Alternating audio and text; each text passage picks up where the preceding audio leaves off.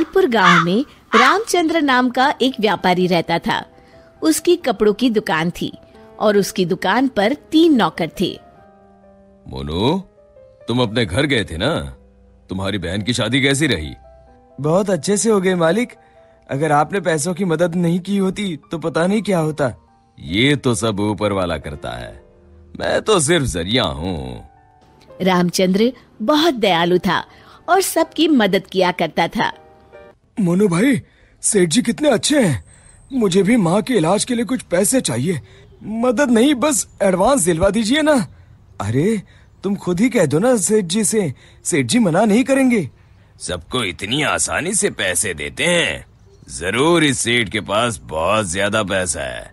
अगर मैं कभी कुछ चुरा लूं तो इस सेठ को पता भी नहीं चलेगा और मैं माला माल हो जाऊंगा।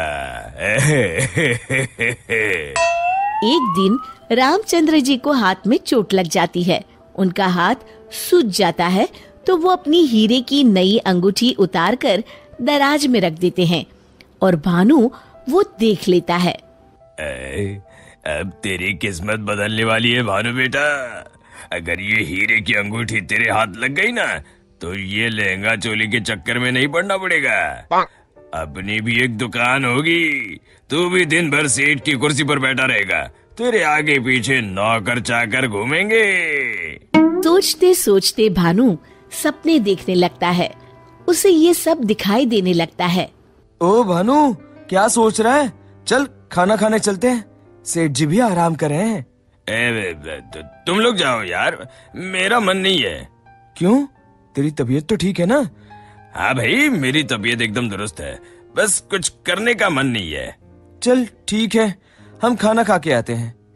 जैसे ही लोग बाहर जाते हैं, भानु मौका देखकर अंगूठी निकाल लेता है।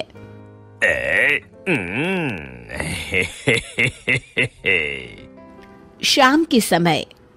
आज का हिसाब खत्म कर बच्चों, अब दुकान बंद करने का समय हो गया है। जब वे दराज खोलते हैं, अरे ये क्या, मेरी अंगूठी कहाँ गई? मोनू, भानु, भोला, तुम लोगों ने मेरी हीरे की अंगूठी कहीं देखी है क्या? कौन सी अंगूठी मालिक? क्या हुआ मालिक? अब कुछ नहीं, अब कल सुबह मिलते हैं। रामचंद्र रात भर सोचते रहते हैं। अगली सुबह। आज दुकान को दुल्हन की तरह सजाओ, हर आने जाने वाले का मुंह मीठा करवाओ, आज बड़ी खुशी का दिन है। ऐसी क्या बात है सेठ जी?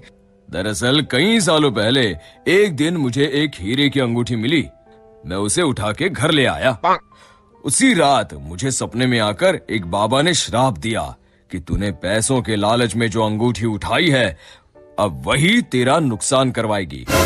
जब से वो अंगूठी मेरे पास थी, मुझे कहीं न कहीं घाटा होता रहता था। घर में कोई न कोई बीमार होता रहता था। पर कल वो अंगूठी किसी ने चुरा ली और वो चोर अंगूठी के साथ साथ श्राप भी ले गया। पर अगर ऐसा ही था तो आपने वो अंगूठी फेंक क्यों नहीं दी सेठ जी? अरे बाबा जी ने कहा था कि न मैं उसे फेंक सकता हूँ, ना ही किसी को दे सकता हूँ। बस मुझे इंतजार करना है कि कोई स्वेच्छा से वो अंगूठी मुझसे ले ले। तो क्या आपका श्राप मुझे मेरा मतलब उस चोर को लग जाएगा? बिल्कुल। अब वो बेचारा ना अंगूठी फेंक सकता है, ना किसी को दे सकता है। वैसे एक उपाय है। क्या उपाय सेठ जी? अरे तुम्हें क्या करना भानु भैया, अब चोर जाने और उसकी किस्मत। तू चुप कर, मैं तो ऐसे ही जानना चाहता हूँ। हाँ, क्यों नहीं, क्यों नहीं। दरअसल अगर पूर्णिमा की रात को चोर हमारी दुकान के पीछे वाले बरगद के नीचे अगर अंगूठी गाड़ दे तो वो श्राप से बच जाएगा। तो आपने क्यों नहीं ऐसा किया सेठ जी? तू मेरी जान ले ले। अरे भाई, मुझे ये उपाय अभी पता चला।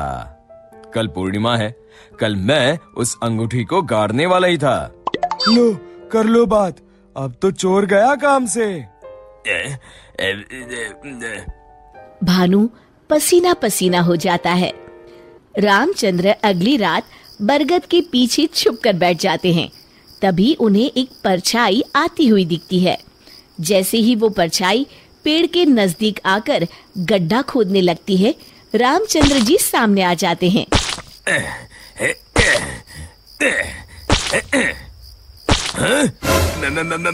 मर गया रे। मुझे माफ कर दीजिए सेठ जी।